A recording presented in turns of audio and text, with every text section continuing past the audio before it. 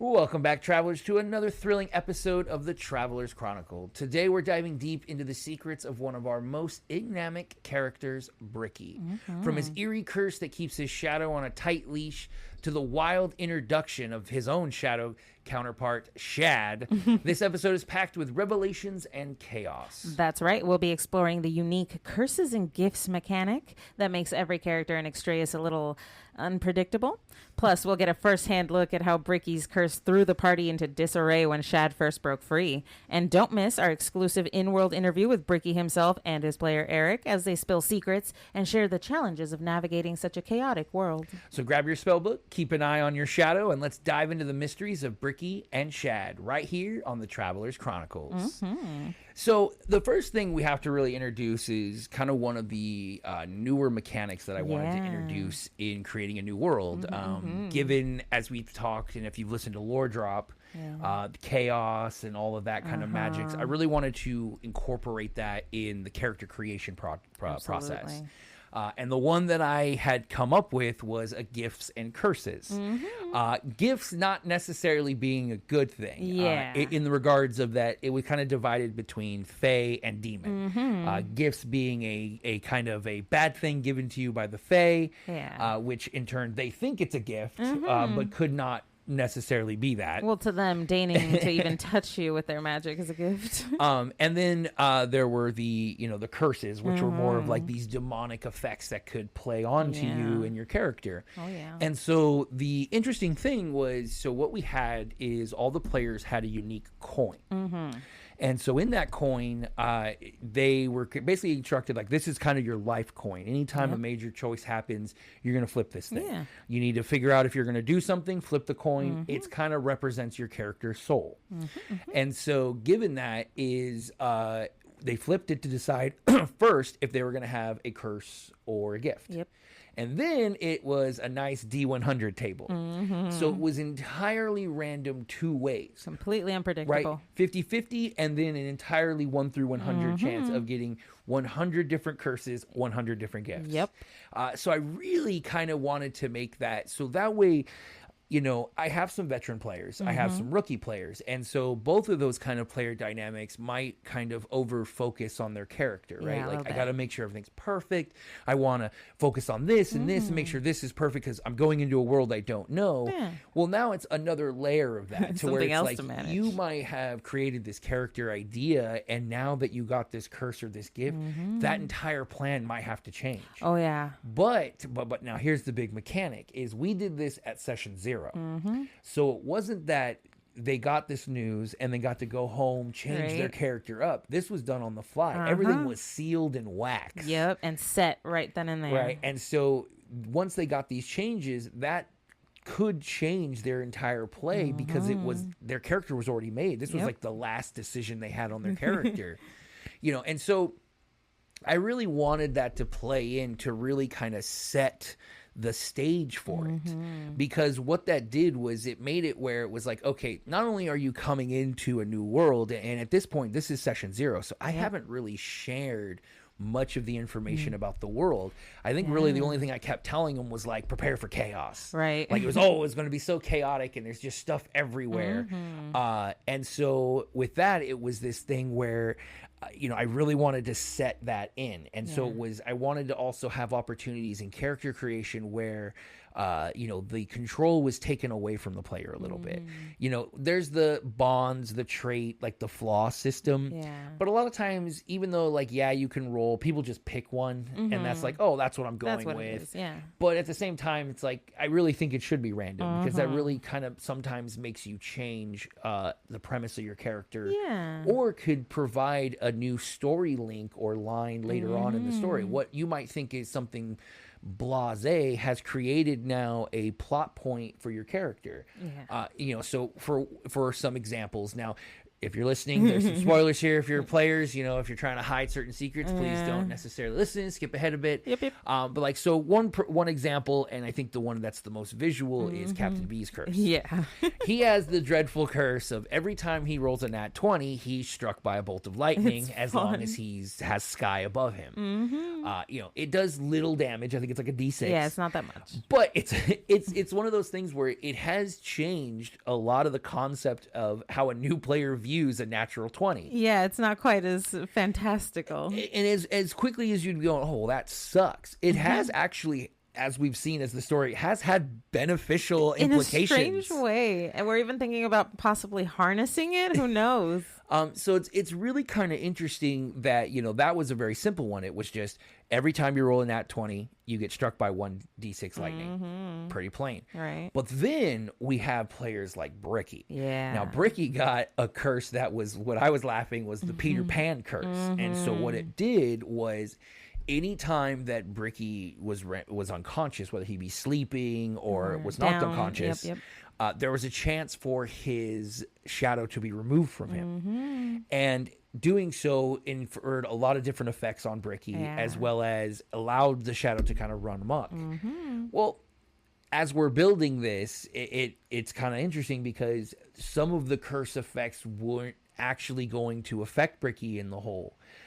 Because Bricky, being the soul stitch character that he is, doesn't actually sleep. Yeah. So because of that, there was never going to happen be that way. So in my mind, it was, this first thought was, well, crap, this inadvertently circumvented the whole thing. But as we see, and why the scene we've chosen for today's episode is so important, because it just shows you how, you know, the way D&D is and the way stories and campaigns work is like, no matter what, it's gonna happen. Like you go, oh, I found a way to avoid this. No, you didn't. Right. You just delayed the inevitable until it happens. And sometimes those things, because you're not thinking about it or you forget about it. Like I, through the beginning of the campaign, forgot all about it. I mean, it's hard to remember like everyone's curses. We really have to keep track of those.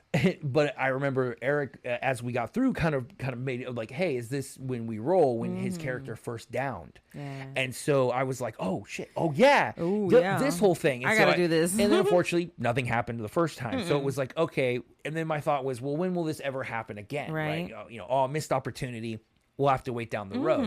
But as you know, as the scene we've chosen, it has created a little bit more of an interesting dynamic because it happened again so soon, and then also caused so many ramifications. Yeah, it was interesting. Right, as we introduced in a previous Traveler's Chronicles, we talked about Mr. Peepers. Yep. Right, and so when that whole incident went down, it was unbeknownst to pretty much everyone, including me, of Bricky's current vulnerabilities, because we he did had not no realize. So I honestly, I didn't even know this, because when this incident had happened in the previous scene, like I had spoken on, it was, you know, the player had to look at me and go, oh, I'm down. And it's like, what do you mean you're down? It's not that much damage. Like, but for me it was. Then it was reminding myself of the curse, and it's like, oh. And how that changed so much. And so it really makes kind of that idea and really kind of played into what I wanted the curses and the gifts to become. I mean, for example, there's also like, you know, Luna, but hers hasn't really been expressed too much yet. Not yet. So we'll definitely hopefully get a scene eventually where we can see her losing her shit over her curse, which would be really interesting. But really, I will say also Bricky's is like the first one that we've seen that has multi-tiers. Yeah, I will say, given like when, you know, looking at, you know, V's being, it's just like a very simple one. Roll a 20, get struck by lightning. Got it. With the kind of like you said, the layers of Bricky's, it does kind of, I think also help with his character development as he already had built into it. Absolutely. And I think that's kind of that funny thing where, besides obviously the reveal today, if you're listening, I think at this point, not many of the players realize what that was actually going on, given Bricky's already kind of mysterious origins and background. Yeah, I'm pretty sure we still don't know that it was a curse that did that. I'm pretty sure we still think it's just a side effect of Bricky being Bricky. Yeah, and that's the part I like the most about Bricky, because Bricky's story is so unique because there's so many facets going on that both the players don't realize that is going on between myself and the player. Because as we'll learn way later in the story, there's a lot of reasons why Bricky is the way Bricky is. And it's a real kind of testament to the player's ability to role play and very adamantly trying not to metagame to avoid revealing things and keeping kind of a code that was pretty much forced onto them by the DM. Yeah. And it became kind of this interesting development because it started to play into, well, what exactly is this? Is this a quirk of Bricky's? Is this based on the fact that he's already this kind of unique sub-race that's a soul? And it all kind of got so blended in that it just added to the mystery of Bricky. A little bit. So no one really questioned it. No, and that's what I really enjoyed. And why when this first incident where I'm going, okay, you know, they already kind of know V's at this point. Luna's, they were kind of it flared up for a moment. Hit towns yet, so it hadn't come up yet. It flared up for an instant, but you were able to kind of walk it off. But other than that, no one else's has really come out. And so when I was sitting there, I'm like, okay, you know, maybe this is now going to be a point. Like V's going to be like, oh, I have a curse too, and it's gonna, but it didn't. Nope. It became its own element of Bricky's backstory, and it kind of evolved. And I try to do that a lot when it comes to players' backstories. You know, at this point, you guys have played with me enough that when you guys give me a backstory, you know, that's kind of the bones of what you want. Yeah, it's not the full story, right? And I liked, and I'm very much into picking out words, and I'm sure Erik will mention it when he talks with us. But it's that thing where it's like, you know, you don't want your background to necessarily be locked in stone because then obviously you then already know it as yourself. And if you can have these little threads get thrown out throughout the story, it's really great. But when you're playing a character who's basically been told to keep their mouth shut and you want to, but you can't. You want to tell, you have to find these much more subtle ways. And so like a big one is like the eye coloring of Bricky, right? He has one of these eyes it's that its own language almost. So, but he can't tell you what the colors mean. Nope. So it's just this kind of, you know, but it's basic, you know, red, green, blue, you know, colors that are, you kind of hopefully are thinking, oh, okay, well, if it's red, I'm dead. If it's green, I'm good. Right. And you hope but at least. That point, the players didn't really know either. Nope. So it really made these kind of interesting ways of locking up a veteran player so that they can, you know, have a harder time role playing, but then at the same time they roll with it so well that it becomes part of their character's background and story that no one can really tell that this is actually, you know, the DM kind of messing around. You know, and so, you know, before we get into the scene itself, it was one of those things where when, you know, Bricky being what he is and not being able to be rendered unconscious, I was worried that this was something that would never really happen. occur. Yeah. So I never really thought about it in the moment. So when it came out, it was kind of a funny moment because I just was like, okay, shadow creature, I don't know what attitude. I'm just going to play that it's pissed off and let the players interact with it. If the players attack, it will defend itself. It will do whatever. And then my thought was, what happens when Bricky's shadow's killed? I don't know what that'll be. Oh, yeah. That could be interesting and could lead to some maybe problems. infer Bricky having a long-running war problem. So it really was just, okay, I want to see how they interacted with it. And the only caveat I put on him was kind of like in Peter Pan, when he messes around with his shadow, it doesn't speak. But it uses kind of pantomiming and stuff like that. To make itself understood. I thought of amplifying it a little more because of higher story implications that will be there. And I was like, you know what? What if he knows sign language? Right.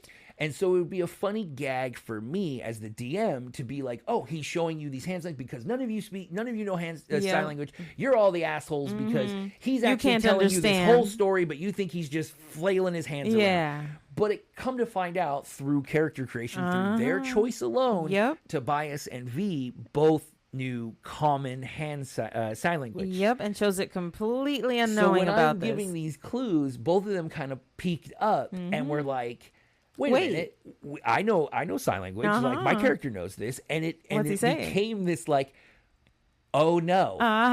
As a DM, I had not prepared for this. I didn't think they were going to be able to communicate with this shadow yet. I had no plans for this shadow, really. It was just more of like, he was just supposed to be this like troublemaker who's just mad at Bricky for no reason. But now it's like, oh, problems. Now he's a person. Now he has to have story and information. So as I'm kind of like spitballing it out, I'm like, okay, he's just a part. He's this, he's another person. But then the thing I noticed was, as two of the players were finally able to speak, it was this rare opopportunity to kind of throw some breadcrumbs out about Bricky without Bricky really being able to do anything about it. Because in the scene, Bricky is attempting to kind of play it off and just be like, oh yeah, it happens. Because he has to. And it's like, basically, I imagine trying to find a way to get close enough to try to reconnect with Shad in a way and try to stop this, especially once he sees them starting to communicate. Oh, yeah. Because he starts freaking Erik out. Kind of like antsy, agitated. Of like, no, please, no. Because he sees me with that kind of DM grin of like, ooh, I could spin this information and you can't change it yet. I could say anything. And so it really makes it fun, and that's why the scene always really stuck out for me. Plus, it's also another introduction of a character named by Bogbean. Yep. Because I did not come up with the name Shad. Nope. Which I think is short for Shadow Chad. I think so. I think that's because. And then the other thing too, where as we're talking about it, it was one of those weird moments where I felt kind of bad. Because for a split moment, it felt like the party was really more concerned about Shad's plight than Bricky's. Well, for a second there, we were angry. It was like, oh, this poor guy, he sounds like an awesome dude. He's like stuck as Shad. And then like, why'd you do this to him, Bricky? And here's Bricky functionally like, I'm unable to speak. Yeah. Both of not knowing what this is either. But I mean, it was like, oh man, this just became a whole nother level of a character. Right. And so it really shows how like just these little curse things creates an entire subset. So like what we started was supposed to be just like a little joke and a little pick on. One random became thing. This big thing because it started with this whole moment of finding the character, chasing it down. It started with Bogbean spotting him in a crowd and just seeing a dark Bricky and starts chasing to where she just kind of beats him down into submission by just not letting go of him. Right, yeah. How you hold the shadow, I don't know, but she did that. And it's one of those, when you're strong. A barbarian, you can do whatever you want if you're angry enough. But really, it was that first time, and what really always cemented and why I wanted to analyze it was the fact that it was the first time that the players really got to talk to a player who they knew, out of game, they knew Erik wasn't just being, this restrictive person. They kind of figured, okay, there's something going on. It's part of we need who to he figure is. out what. Yeah. But we know that Erik's not going to just reveal it. Can't. So it was when they got there, it's like, oh man, this is the time. This is the time. Let's get some information. And so it was really kind of a fun scene for me because it showed a lot of different instances of both the randomness that D&D creates, as well as just like how the dice just solve eventually. I mean, two players picking a random like languages or random rolling on these D100 rolls, and it just creates that craziness and like the stories of true campaigns. And I'll always say the unpredictability that comes with D&D is why you play, because if it's all written out for you, if the story's already known and you know what you're gonna do and what's gonna happen, that's not really that fun. Might as well go read a book. But if you don't know, and if there's this sort of uncertainty, this unknowingness, this danger, that's where I think the enjoyment, the immersion comes in real well. Yeah, and I think it's really important too, because like especially in early play D&D, I mean we're only a few sessions in at this point, is like understanding like the identities of your fellow players, especially in a world where in this campaign it was told, hey, if you want to build an evil character, you can. Yeah. So in this early part, a lot of people were trying to suss out, okay, who are the people that may have nefarious, goals? Yeah. Who are the ones that might be more sneaky? Evil? And so when you're playing this like very happy-go-lucky, energetic, Hello. peaceful looking undead guy, everyone's like, he's the spy. Yeah. And it doesn't He's help. the dangerous and one. it doesn't help when your DM is also like essentially throwing it out to where it's Right. like, yeah, he's a spy. Yeah, he's a spy. Yeah, You know, he's and dangerous. So, and so it's going to really play into, I think, a lot of the early development of Bricky with the party, because it's half of the party having to find out how to help Bricky, and also Bricky finding out how he can help himself. A little bit, yeah.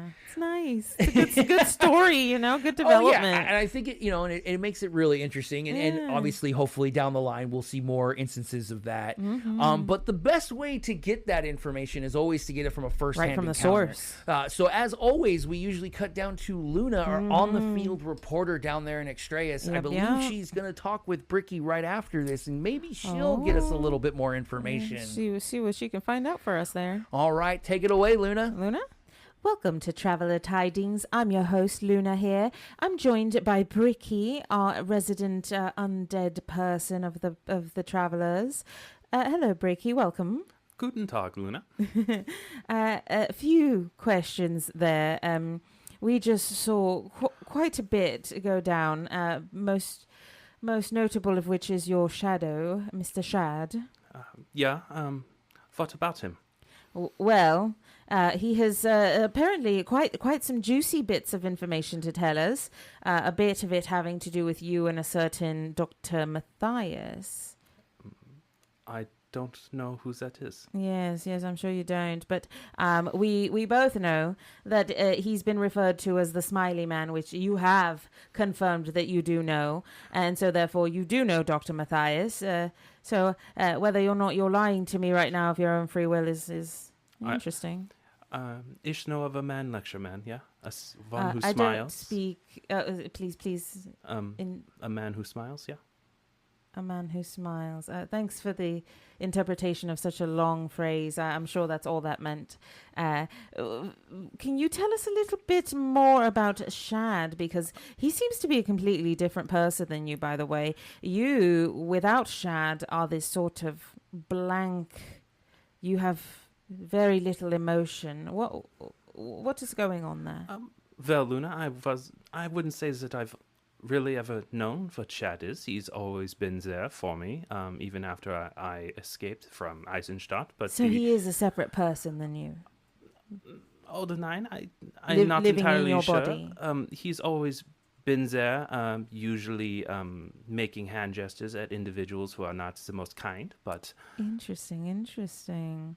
I have noticed that your eyes change color every time you look at a certain one of us, or every time we look at certain types of people we come into contact with. Can you explain what those colors mean and why you get certain of them when you look at us? Ich weiß es nicht. I do not know. Yes, you do. You have to know, because they're your colors, right? They're in your eye. I would not say that mind vision changes. Yeah, it's No, I wasn't speaking about your vision, Bricky. I was speaking about the colors in your eye. That very special change that happens that is quite noticeable because it's abrupt. Es tut mir leid, Luna. I do not know. I bet you don't. We will find out what those colors mean. You bet on you. Luna will keep digging away at that until she finds out. Don't know why I'm referring to myself in the third person. Let's get back to this interview. You lost your shadow. We've met Mr. Shad. He's quite interesting. Is that an Undabarian thing? Do all the Undabarians love losing their shadows like that? Well, I cannot remember anyone else or any of the other fellow Gnat or Totemensch ever losing their shadow. Cannot think of any occasion. Did they ever almost die like you did and other things happen? Well, considering that we are already dead, that is a bit subjective. true. However, I did go down in the fight against the Minotauran. However, when I awoke, my shadow was gone. Yes, that was very strange. Yeah, it felt very weird. Can you tell us why you lose a little bit of your emotion, or is that just a side effect, do you think, of losing him? I do not know. I felt strange, empty, Ooh. and just devoid. Interesting. Is there anything you'd like to tell the viewers? Anything at all that you'd like to impart? Impart about Unbound lore, or do you mean in Shad in Anything particular? at all about yourself, Bricky? Well, I'm a Gnat from Unbound, and I am hoping to enjoy myself here, but I'm currently have a few tasks at hand that I must take care of. It's interesting that you said you're here to enjoy yourself when you came in a box, but you know, I'll leave it at that, and we'll find out eventually once I keep digging away at those little interesting nuggets of knowledge that you have there. But for now, I'm going to let you go, Bricky, and get your rest after such a strange encounter you've had. Well, don't worry, Luna. I will not be sleeping. Yes, another little tidbit we have to worry about. But I will move on to Erik. Erik, are you there? Hello. Oh, hello, Erik. Thank you for joining us today. It's good to be here. It's good to be here. Meeting Bricky is quite strange when compared to your calmer self. Oh, he's something else. Definitely a bit of a challenging character to play at all, and I definitely don't blame John at that at all. It does seem a bit challenging to play Bricky with all that he's trying to hide, but also reveal to the people in his life. How do you balance all that fun versus the mechanics of trying to hide everything? Well, there's always a lot of fun in mystery and secrets. So obviously, who doesn't love a good tale? When it comes to how could I say it? Just the overarching mystery and not knowing where the espionage has been or who's laid tracks or what kind of breadcrumbs there are.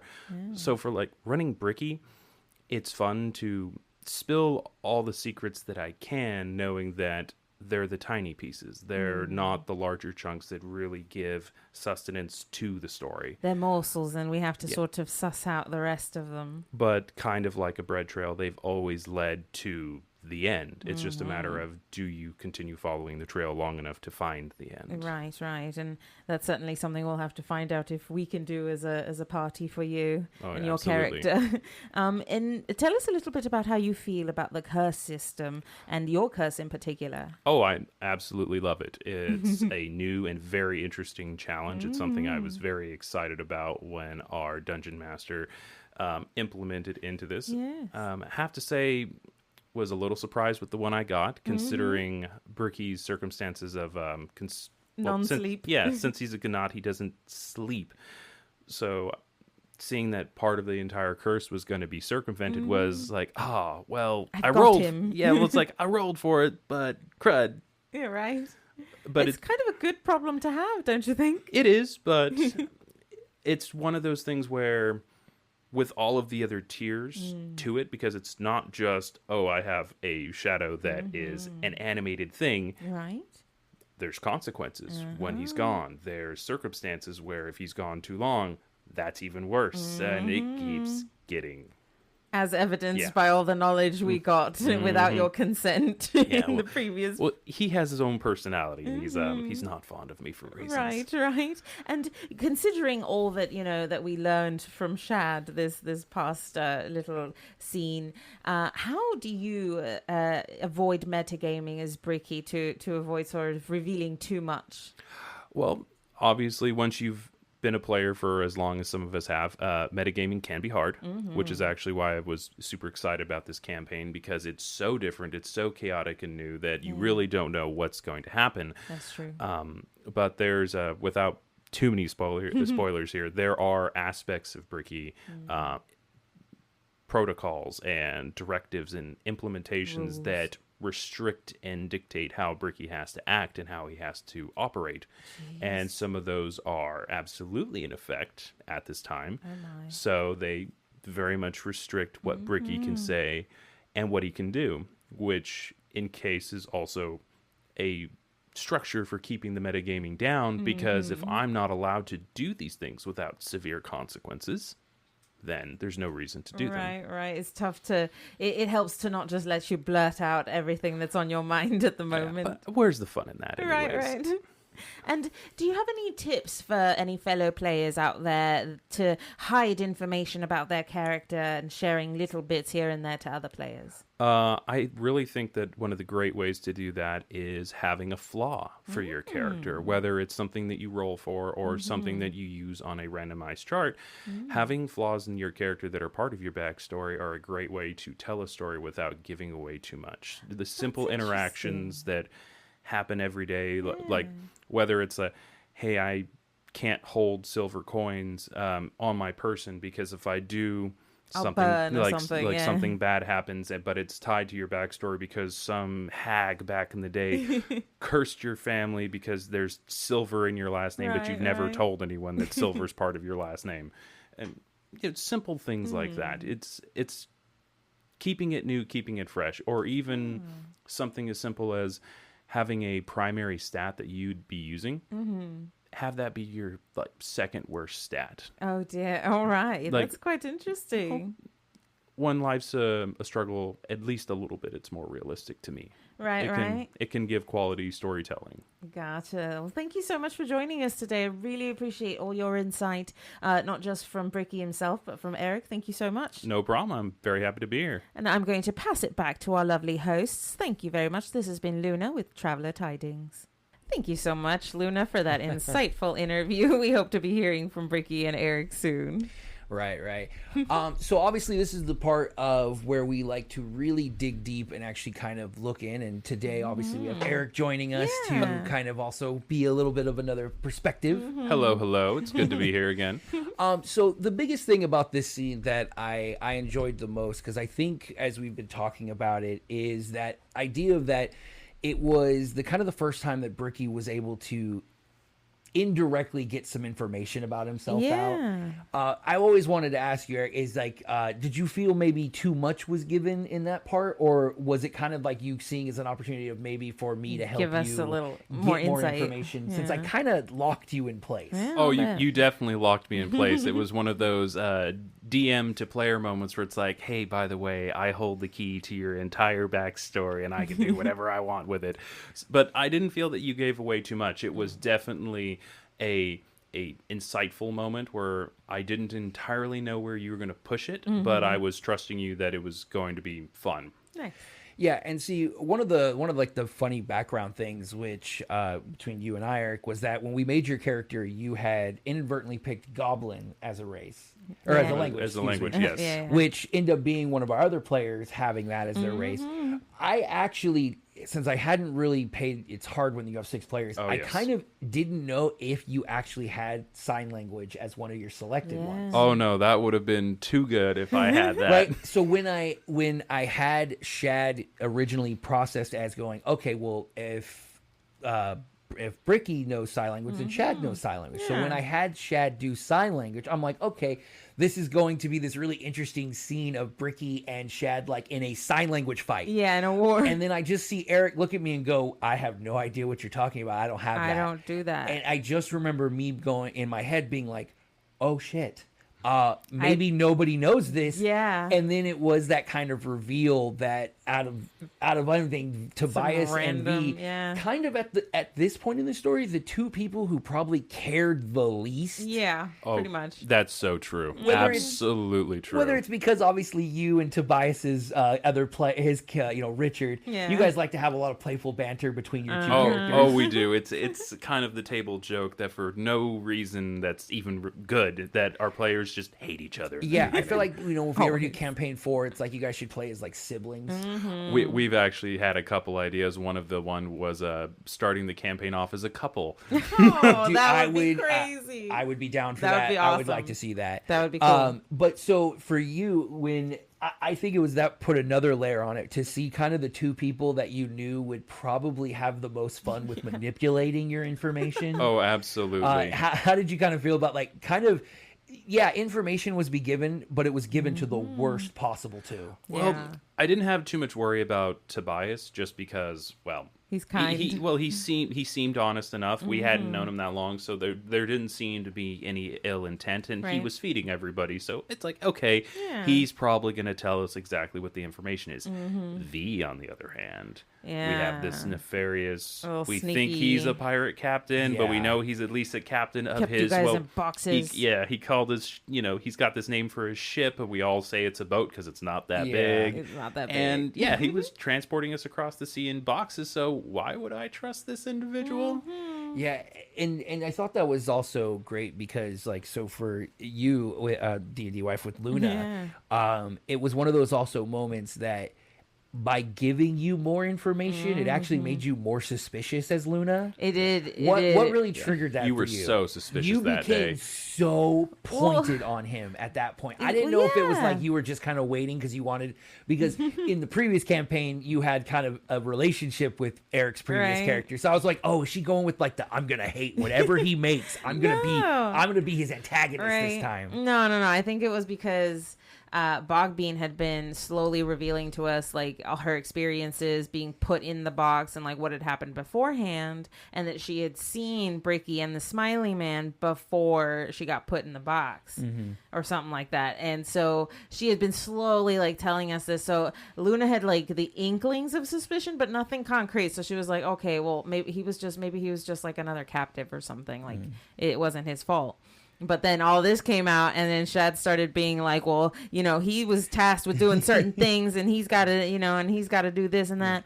He took everything from me. Yeah, I know, right? It was another one of those scenes trying to get you guys to feel bad for one of my NPCs. Yeah, but it also helped alleviate Luna's suspicion because it revealed who the actual culprit was. So she was like, oh, it's like, yes, it is Bricky being, facetious and not telling us everything, but it's because this Dr. Matthias Smiley Man guy is telling him not to. Gotcha. And is somehow making him not be able to tell us. So it was like, I still don't trust him, but I'm maybe going to try to help. But yeah, just as to clear the air on this, the whole control mechanic was not my idea. Yeah. I did not. This was entirely you, Erik. Yep, you're welcome. And I feel like given where we are in the current story, we can talk about this a little more in a little more depth because it's a little more known now. Now, given yourself that kind of restriction and like obviously allowing me to essentially use a code word and change your whole thing, were you worried I was just going to make it like just the worst for you? Because I almost did. Yeah, I had a few fears of it, honestly, but I was really excited about it because in so many different cases, and being a dungeon master myself, you play this game or you're running the game for other people, and the one thing that players hate almost more than anything is losing control, but specifically losing control of a character that they love, they put their heart and soul into, and oh no, Chadicus the 15th of the Iron Court, he falls to no man, he listens to nobody, and he gets everything done. It's like, no, he doesn't. Yeah, right. And so you played BioShock, right? Oh, absolutely. Okay. That was part of the inspiration for the code phrase. Right. So for those you don't know, if you ever played BioShock, it's this kind of where there's a password to kind of mental condition control. Yeah. And that's what Erik kind of instilled into Bricky. Now, my other worry on my end, especially in this scene, is because of this idea that there is this control, I had a thought that you were just going to do like this, okay, I put this in, but the first thing I'm going to do is make sure they find out how to get rid of this and get rid of it. This curse thing, or this like control thing, has just now been figured out 27 sessions later. And honestly, I prefer it that way. It was something where I definitely didn't want it to be found out early. To me, it would have been just anticlimactic to have something that was so key. Yeah, it was supposed to be a sort of a big puzzle for us to put together. Yeah, and I think that is part of like the whole development of Bricky, and as we saw and as we'll talk about later in future episodes, but I think this was the first kind of development, like you were saying with Luna, where it was starting to separate that Bricky himself was not part of this cabal necessarily, not really, and was also another victim in the process. That's honestly what really it like I said, it both instilled and alleviated a little bit of the suspicion in Luna.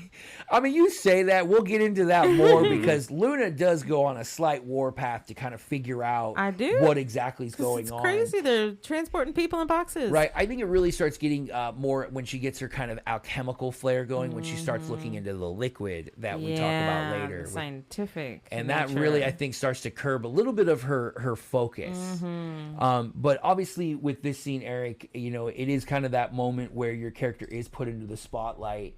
I mean, was there a moment, I think, in that scene that you think that the party was going to turn on you? I didn't think the whole party would turn on me. I had suspicions that certain individuals might turn on me, and I wasn't exactly excited because at that point I was still very vulnerable to certain elemental damage types, of which certain people in the party can use. Capable of, yes. So I knew I was a little bit at their mercy, although I was also, unfortunately, at my own tragic mercy because I couldn't say anything. And the nice thing too, I think, and the way that the kind of the scene ends is kind of with an unlikely truce or alliance made between both Shad and Bricky, because really the end of the scene that I loved the most was it became more of Tobias and V helping Shad and Bricky talk.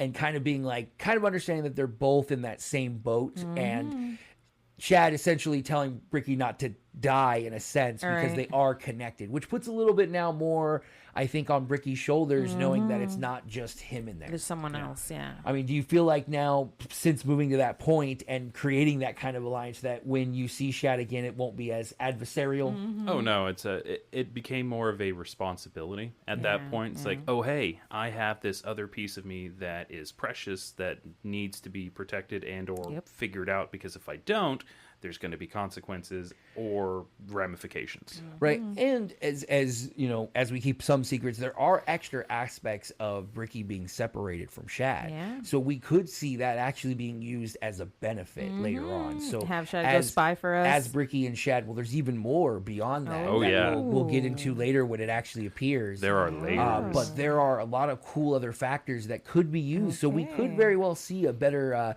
Shad and Bricky team up again in the future.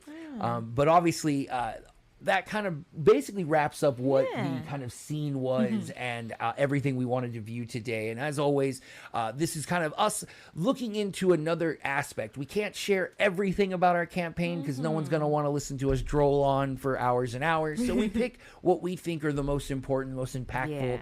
And hopefully, others out there think that they're important. And if you've ever had your own, share them.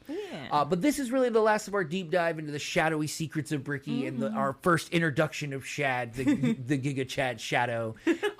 It's clear that in Extrayus, nothing is ever as it seems. And sometimes the biggest mysteries are those we carry within ourselves. Absolutely. We hope you enjoyed uncovering more about Bricky's curse and all the chaos it brings. It's moments like these that remind us why splitting the party or chasing shadows can lead to some of the best stories. A huge thank you to our on-the-ground reporter Luna for getting the scoop, and to Erik for sharing his experience as Bricky. Oh, it was an absolute pleasure. Thank you for having me. Thank you. So make sure to join us next time as we unravel even more of the Traveler's journey. And remember, if you enjoyed this episode, please like, review, and subscribe. It helps us keep bringing the world of Extrayus to life.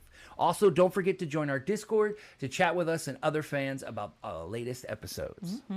Until next time, Travelers, keep your eyes open, your shadows close, and your dice rolling.